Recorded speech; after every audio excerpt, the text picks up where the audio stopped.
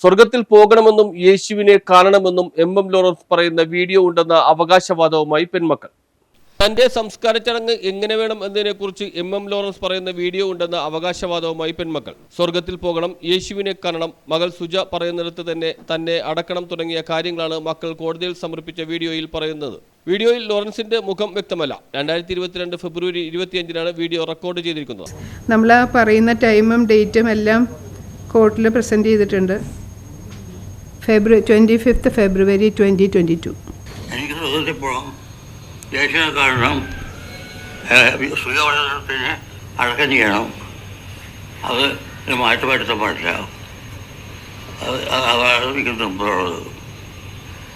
ഇത്രയാണ് പറയുന്നത്. ഒന്നുകൂടെ പ്ലേ ചെയ്യാം.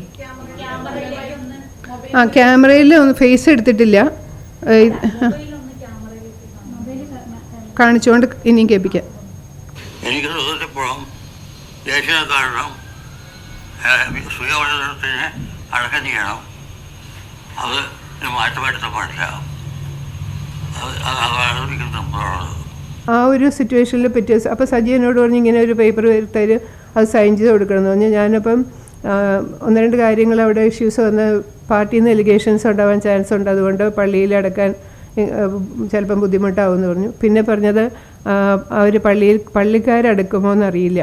അപ്പോൾ അതിൽ പള്ളിക്കാർക്ക് അടുക്കുന്നതിന് കുഴപ്പമുണ്ടാവില്ല, ചോദിക്കാം, അതിൻ്റെ ഇളയ സിസ്റ്ററിനല്ലോ ചോദിക്കാമെന്ന് പറഞ്ഞു. അപ്പോൾ സജി തന്നെ ചോദിച്ചാൽ അതിന് കുഴപ്പമില്ല എന്ന് പറഞ്ഞു.